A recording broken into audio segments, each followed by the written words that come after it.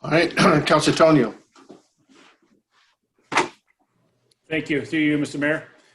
To the Deputy Mayor's question, I am the liaison for the Youth Advisory Committee, and we did spend a year working on this award along with Christina Hebert, and we did try and decide with this age group and how we should blend it in. We do have other awards that mainly deal with the adults, so we wanted something that would go downwards to the children. I agree with you. You know, we got to have some kind of gauge, but I believe we're going to have some quality applications that we will have somebody. I don't think we need to put it a minimum age, put it that way. I think it'll just naturally progress into people that have been doing things for years in our community.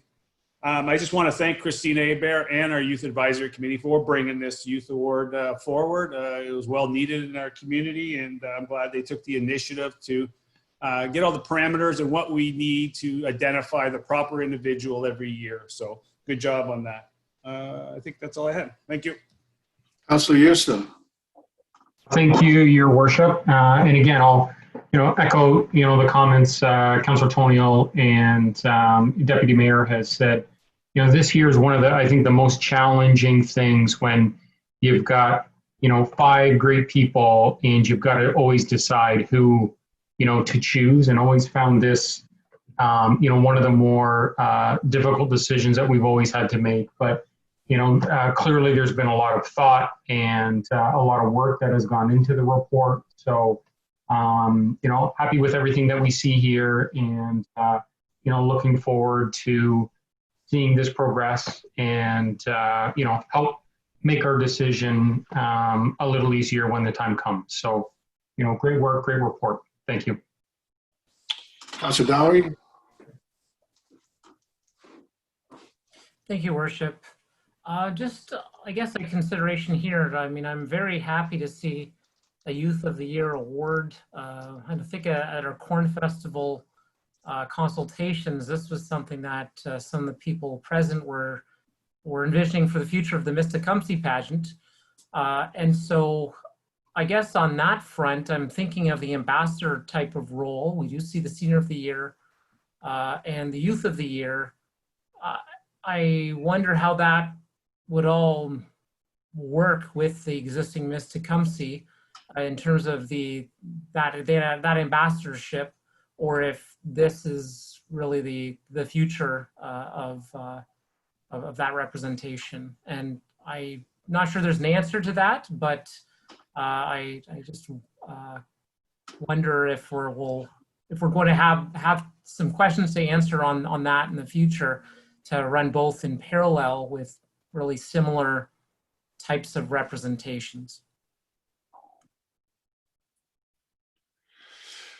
The only thing I would add to that, Councilor Dowie, is it's going to take post-COVID, I think, to set the course. I think in terms of what even the Corn Fest, the future of Mr. Tecumseh, and is that going to be a separate entity? So I think there's going to be a lot of. Right now there's a lot of unanswered questions, but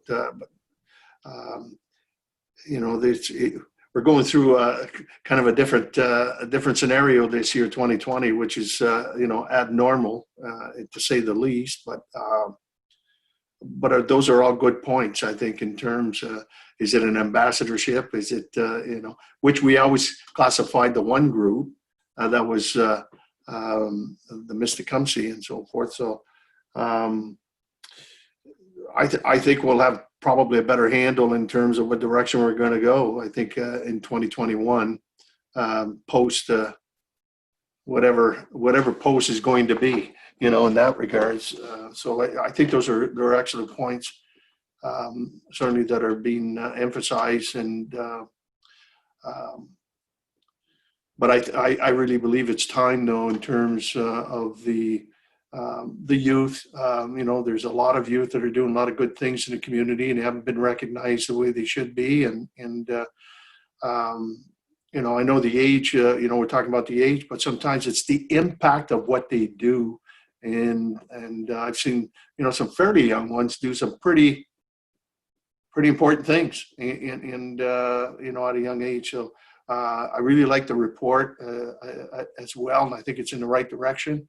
and make reference, that at both ends of the generation, we recognize senior of the year and now youth, and it's great that the town takes the time to recognize its key citizens, and it kind of gives a little bit of a shout out to those folks that thank you what you're doing, for your community.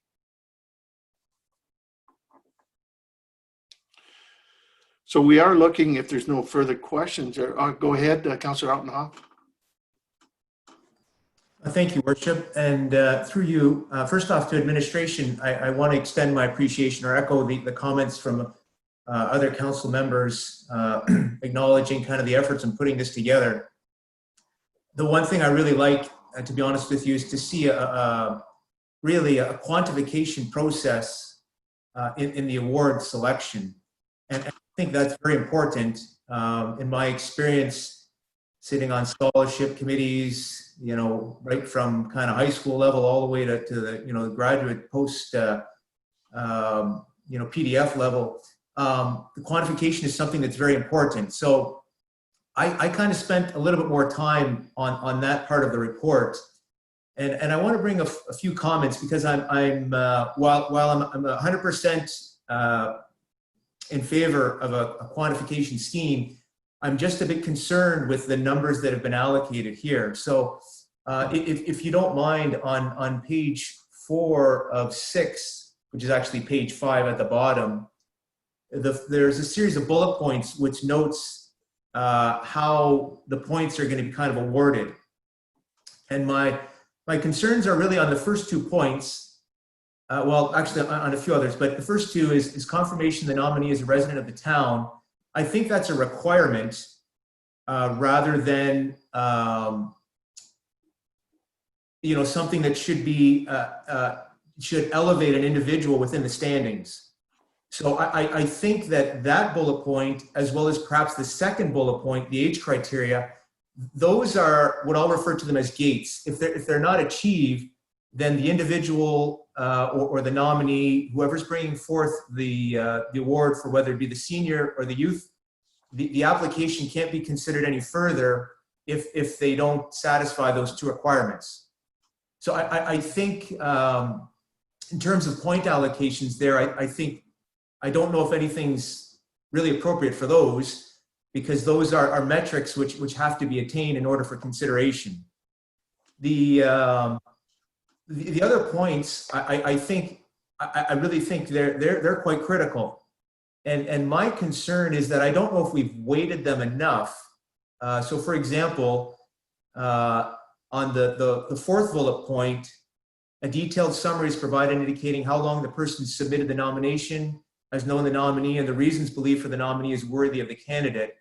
You basically have a range from 1 to 3, and my fears with that, it being so tight, you're not going to have or permit quite a bit of differentiation in the candidates. So there may be an individual who we think is outstanding, they get 3. We may think there's an individual who's kind of here or there, they may get 2. Are we going to allow 2.5? I think we should apply integer marking across the board. I think, though, if we use the scale of 1 to 10, that will allow for a greater differentiation amongst the candidates, and thus allow for us to better rank these individuals, if you will, kind of across the board. So I think the 4th bullet point, in my opinion, I think the rating there should be increased rather than from 1 to 3, potentially from 1 to 10, with perhaps if 10's the highest, 1's the lowest. The written testimonials, again, I think that is a testimonial, so echoing or trying to bring forth, what the individual, the potential candidate has, how they've contributed. So I think that rating should perhaps have a bit more weighting. And finally, the detailed description of the nominee, his or her achievements, I recognize that could be somewhat a statement provided by that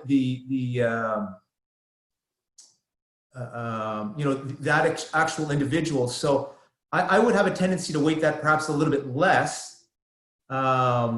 but still, I think that's quite important because we want to hear from the nominee, you know, what they've achieved, what they've done, their history, and so forth. So my suggestion is if we could kind of just somewhat rethink the numbers that are associated with the, you know, these bullet points. I'm fine with kind of the qualification, if you will, but they're actually quantification I'm a little bit concerned with because I think everything's a little bit too close and it's not going to allow for a suitable variation or differentiation from candidate to potential candidate. I'm sorry for taking a while, Mr. Mayor, but in my experience, I've never really seen any rating kind of 1, 2, 3. It's typically been, especially when there's you know some very detailed information on the worthiness of the individual. That's when ratings do get you know on the range of perhaps of a 1 to 10 or a 1 to 20. Thank you. All right, thank you, Councillor Ottenhoff. Councillor Jobin. Yes, I just would like to add, and I'm not looking to alter anything. I just feel that I have some area residents. Well, actually, they aren't residents of our municipality. They grew up in our municipality. They've moved just outside of the border, and they still partake grossly in some of our parks and recreation and their commitment to some of our parks.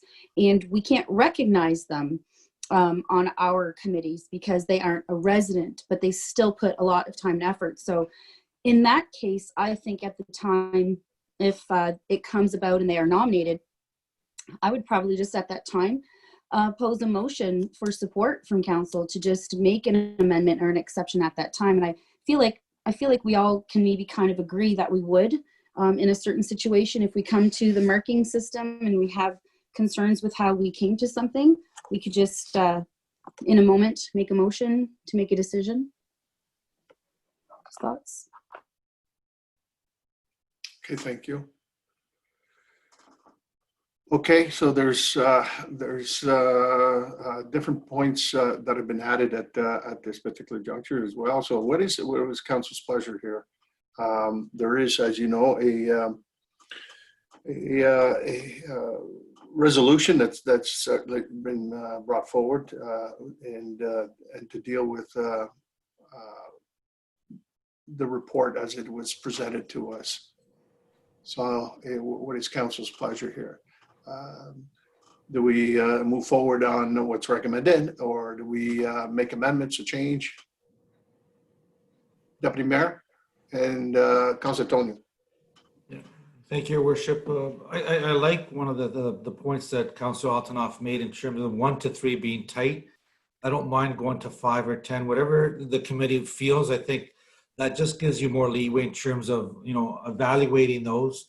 And again, 1 being the lowest, 10 being the highest. And I agree, it must be a Tecumseh resident. So, you know, to give these awards, there's a lot of municipalities. It's nice that, you know, there's residents that are in town that are deserving. And I believe we should make that mandatory, that they are a resident of the town of Tecumseh to get these awards. Don't know if that's a friendly amendment or if Councilor Tonya is agreeable to that, you know, expanding that rubrics from 1 to 10. It's like marking a paper. It gives you more opportunity to really kind of see what, you know, who has more substance versus another, because you may have a lot of ties. A 2 to a 3, that's only 1 point differential when you're marking 1, 2, or 3. But going to 5 or 10 gives a little bit more, you know, freedom, and you kind of weed out the weaker ones.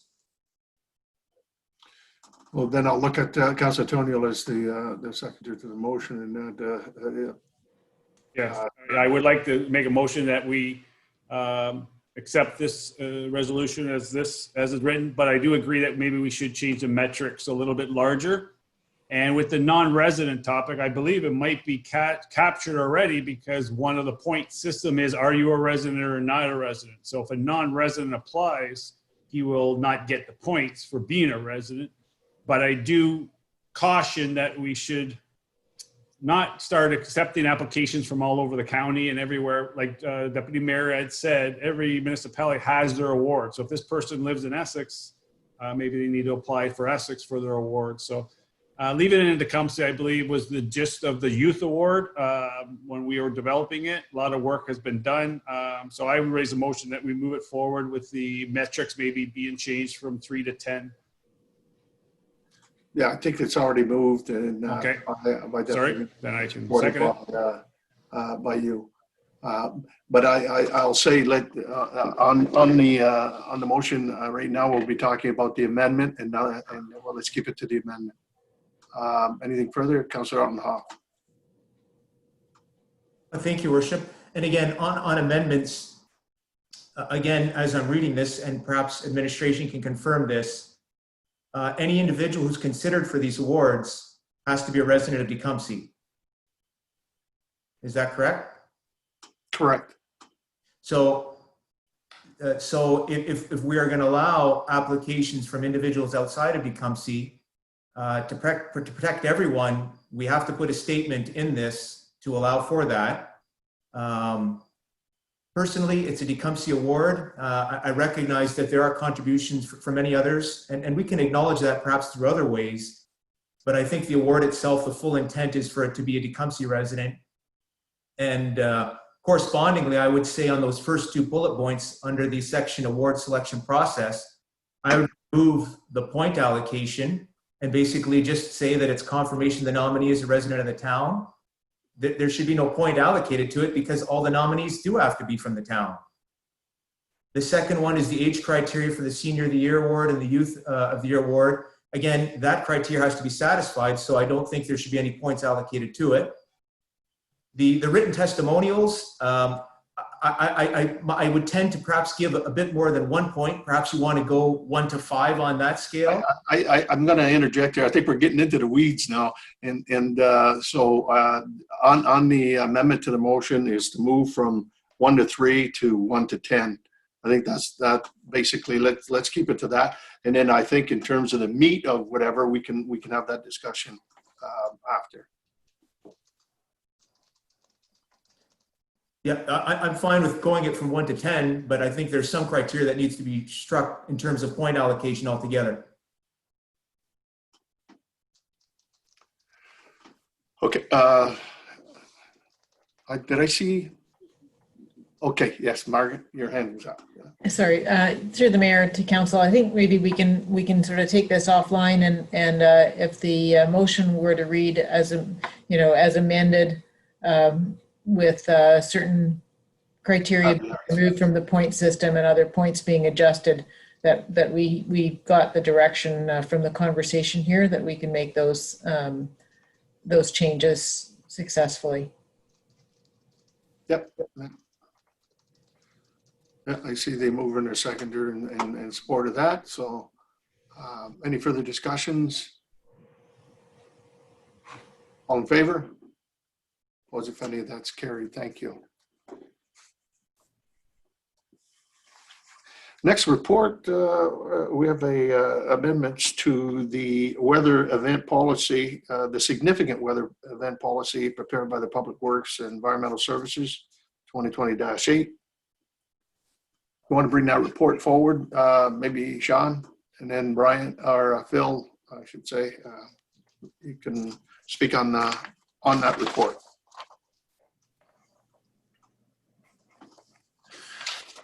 Yes, thank you, Your Worship.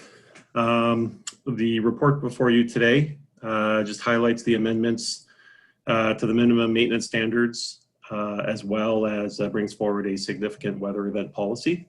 The administrative report is requesting that the report be received by council and that the policy attached be approved. I just wanted to take some time and go through and kind of highlight the report this evening for you all. The minimum maintenance standards outlines the standard of care a municipality should meet in the maintenance of its public highways.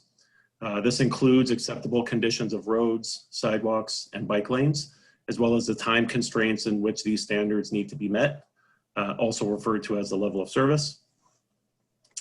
The town has recently adopted the minimum maintenance standard as a standard of care through bylaw 2020-17, so earlier this year. This report identifies a number of amendments to the minimum maintenance standards, and they're further discussed in attachment number 1. However, today I think we really wanted to focus in on the ability for the municipality to declare a significant weather event.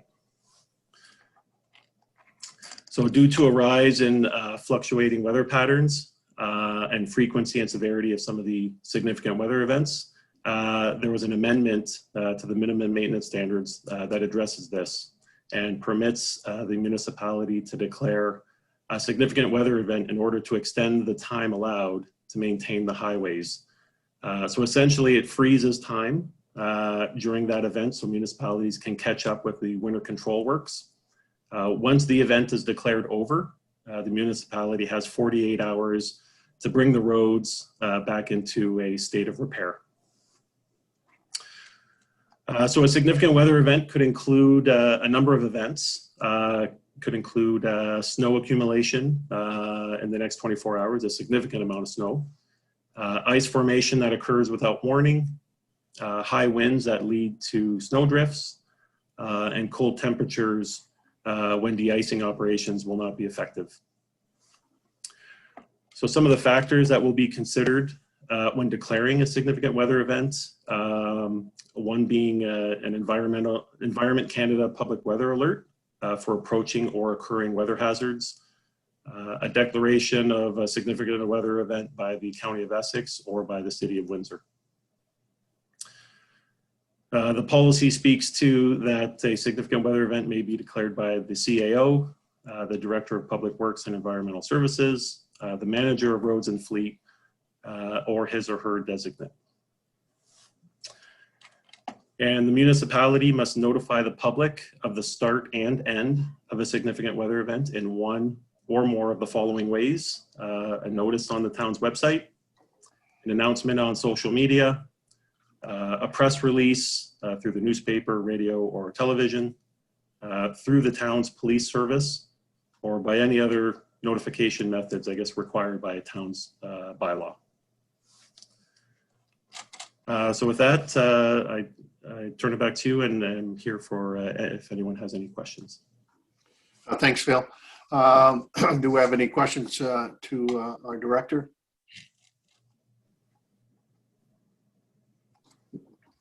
If no questions, then we do have that the report regarding the amendments to the minimum maintenance standards of municipal highways, Ontario Regulation 239-02, and significant weather event policy be received, and that the significant weather event policy as appended to the report of Public Works and Environmental Services 2020-8 be approved as presented. Moved by Councillor Dowie, supported by Councillor Altenhoff. If there are no further questions or comments on the report, all in favor? Opposed, if any? The report's carried. Thank you. Okay, unfinished business. I think we have any unfinished business. New business, determining a nonprofit organization for Essex Power Lines Corporation paperless billing savings. As you recall, that was talked about, I think, a few weeks ago, and so we're here, and I think there's been some suggestions. So I don't know if Marg, you want to bring this report forward and for the benefit of council. Certainly, Your Worship. So as you recall from the presentation by Essex Power Lines, they're moving towards paperless billing, which is an excellent move.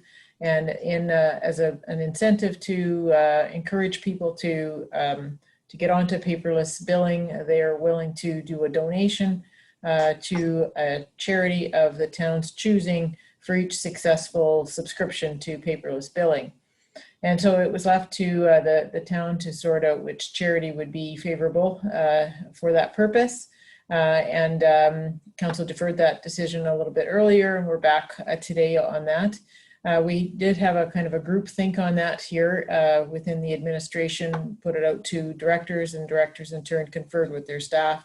And we essentially said, let's think of something that's local and a recipient who would be able to help people as we struggle through the COVID pandemic face uncertainty, economic uncertainty, and social uncertainty in the coming months. That if we can devote some funds to a good sort of organization that would help our community get through that, that's what we're striving for. And to that end, we did have staff come forward with a couple of options there. One of them is the Goodfellows, and the other is lost it here, so there we go, Victim Services of Windsor and Essex County. So this evening we're asking council to please select one of those, or if your pleasure is another organization, to select an organization that we can communicate back to Essex Power Lines for that purpose. Thank you, Mr. Mayor. Yeah, I would just try on the Goodfellows that it'd be Tecumseh Goodfellows Chapter 35, which is our local group here. Yes, it was through you. It was the firefighters who put that that suggestion forward, and so while we didn't specify, we assumed that it would be that local that they do good works for every year. Councillor Tonio, Councillor Houston, and Councillor Jobin. Thank you. Through you, Mr. Mayor. I did reach out to Victim Services and friends of mine that work there, and I asked them how they're going with the COVID, and I guess occurrences have dramatically increased for them during COVID. A lot of them are domestic related, with families being home and stuff. They did lose a lot of their funding because a lot of their funding came from charitable organizations or their golf tournament fundraising like that, and they've lost a lot of those during COVID. So their funds are down, but their occurrences are up. So they are a worthy candidate along with the Goodfellows. I do know that the Victim Services don't have quite the umbrella that the Goodfellows have for funding. So, and they will be helping all of Essex County with this fund. So they are a good choice for me, along with the thing. I don't know if we're choosing one or the other right now. I just wanted to give a council background of how Victim Services are dealing with these, and a lot of them are mental health response calls, Victim Services calls, or backing up the mental health unit that is responding. They go back a few days later to help out through Victim Services. So just wanted to apprise council administration of that information as we choose this charity. Somebody else had their hands up. Yeah, I think all the charities are suffering in raising money. Whether it's tournaments, golf tournaments, social distancing, bagging groceries, all kinds of things are non-occurring as well. So I believe Councillor Houston was up, and then Councillor Altenhoff. Thank you, Your Worship. And to, I guess, the administration, do we have an idea of, how much the donation is? And, I'm just thinking, both can use it, right? And as you said, Mayor, everybody can use the fund. So, do we donate to two? Do we donate to one? But, do we know what the value of the funds quite yet from Essex Power would be? I don't have that off the top of my head. I apologize, Councillor Houston. I know that it's so much per subscription, and obviously the total amount depends on their success in promoting the paperless billing. Okay, thank you. Wouldn't be a bad idea to. I would suggest splitting it down the middle with both charities. They're both good. I know that the baskets last year, they gave over 100 baskets to needy families in Tecumseh alone last year. And then the Victim Services, again, mental health, COVID-19, it's creating some major issues, in the home life of many people. I believe Councillor Altenhoff, and then Deputy Mayor Becchetti. Yeah, I think Councillor Jobin had her hand up. I apologize. Oh, sorry. No, that's okay. They got to go a little higher. Sure. No, just to recognize there is, this will be done yearly. a group will be selected yearly. Is that what they're thinking? Keep breaking out, so I can't. What do you mean? Well, in the event that we're selecting a group this year, I was just going to suggest there is another Goodfellows local group, and I know they have their own boundary and their own little history of That's Essex, though. an unhealthy relationship. I do understand that, but on our border, along our border of Manning Road, some of our rural residents who are Tecumseh residents commute to the Essex Goodfellows location because some of them don't have the transportation and don't go into the town of Tecumseh. So they do service some of our some of our own residents in need. And we do have some of our own Tecumseh firefighters in this other end of town that help during that charity. I do know there's some kind of whatever going on, but I'm just saying in the event that, let's just say they're low and we went to our Goodfellows, I'm sure there would be a relationship where they would support. Just reminding everyone that if there is an opportunity to allow for a next year to alternate the charity, is that something that they're looking at? If I could, through Go ahead. the mayor, I believe that this is just sort of a campaign to get sort of a time-limited offer, if you will, to get as many people punted over from mail-out billing to paperless billing. So I don't think that it's going to be, sort of carried on an annual basis. I think it will be a big push to try to get conversions, and then after that they'll sort of trickle in. But this type of incentive program will be passed at that time. Thank you. Councillor Onhoff.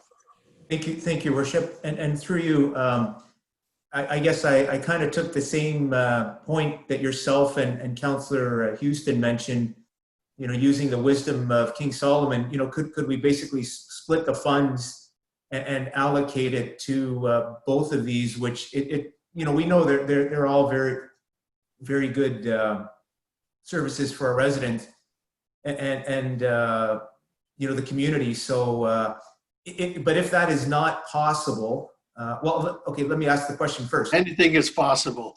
Okay, then if it is, I would perhaps just say that, or bring forth the, where we, take that beneficiary, divide it in two, and allocate 50% to the Goodfellows and 50% to the victim services of Windsor and Essex County. Go ahead, Margaret. Yeah. Thank you, Mr. Mayor. If that's council's pleasure, I'm sure Essex Power Lines would be happy to oblige. I don't think that they're, they have a specific, that they're that specific on only needing one charity. Yeah, and remember as well is that we got 3 other shareholders as well. And this campaign is not only for Tecumseh, it's in the town of LaSalle, Amherstburg, and including Leamington. And so there's many of the, there's others that are, again, very deserving, in that area. So there are others that are being helped within the boundaries of the territory of the 4 shareholders. Deputy Mayor? Yep, I support the motion. I believe Councillor Altonoff had moved it, or is there a motion on the floor? Yeah, support.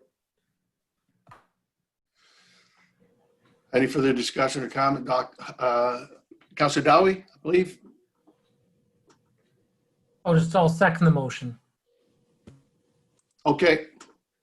It was moved and supported. No further discussions. Let the money be split equally at whatever it's going to be.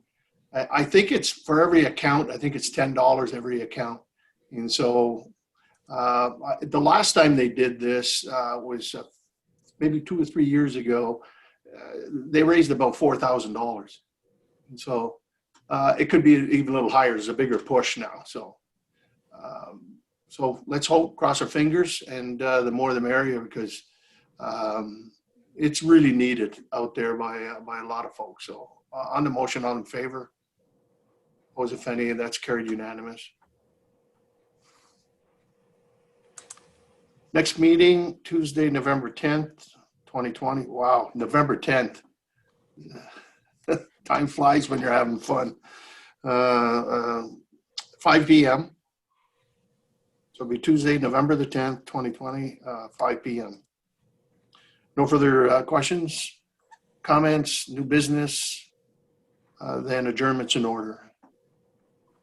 Councilor Tonio and Councilor Houston, all in favor?